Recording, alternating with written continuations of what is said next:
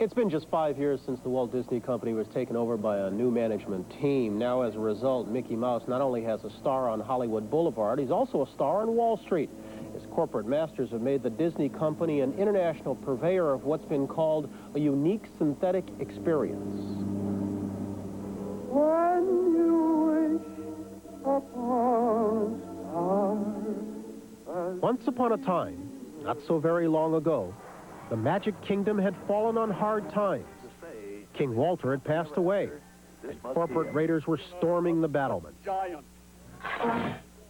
But just when all seemed lost, a couple of financial knights and wizards swooped in to save Minnie and Mickey and Bambi and all their pals.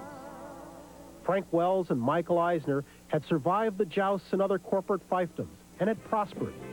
Now they dreamed of awakening this sleeping beauty of a company and making Mickey one very rich mouse.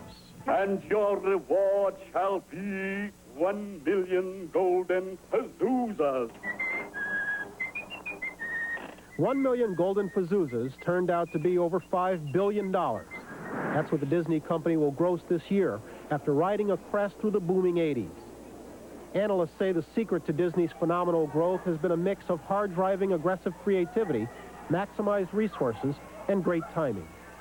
Chief Executive Officer Michael Eisner.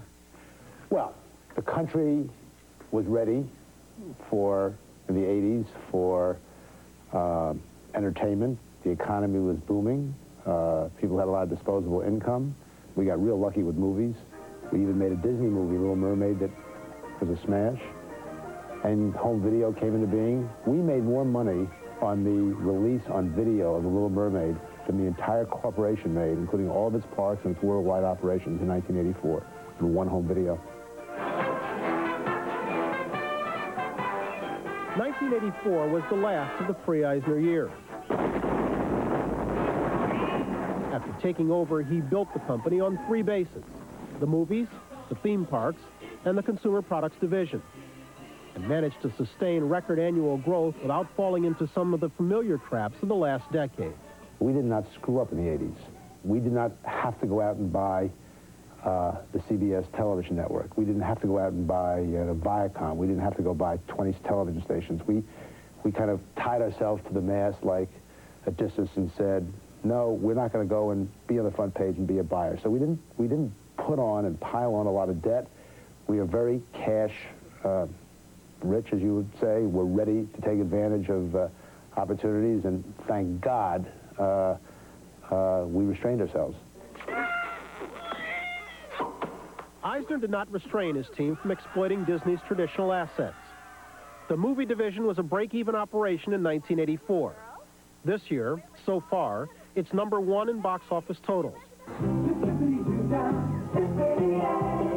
By almost doubling ticket prices at its theme parks, the company has created in just 5 years a cash monster. Total theme park revenues last year, $2.5 billion. And the fastest growing division is now consumer products. There are 73 Disney stores. Wow.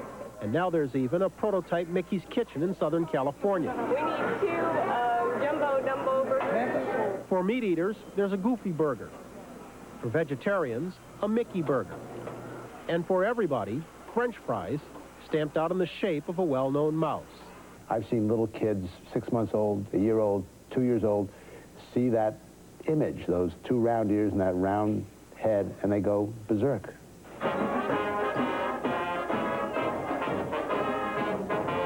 Recently, more than just kids are going berserk over Mickey. As Disney has grown, their theme park crowds have created serious problems for nearby communities, particularly in and around Orlando, Florida.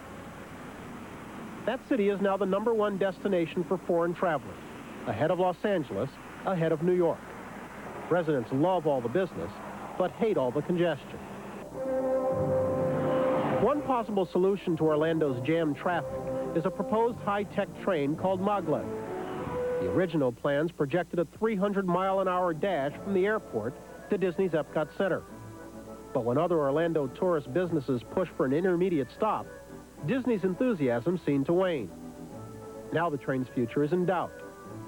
Disney's hard-nosed attitude irritates people like Dick Batchelor, a business consultant and lobbyist. What I'm saying is that Disney needs to come to the table and be part of the solution. This is not Toontown, and you can't animate solutions to these very difficult problems. Ironically, if gas prices continue to ratchet up and the recession deepens, Orlando may be facing a very different problem, one of diminished crowds. Oh, I worry about that. I think the big problem is availability. If gas is available, either to airlines or to cars, even though it's more expensive, I think people will pay it to be entertained.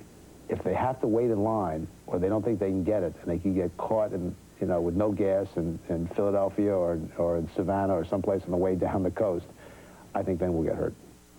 Even so, if that happens, all businesses will be hurting.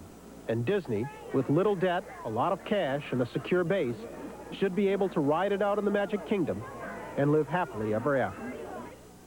This is Today on NBC.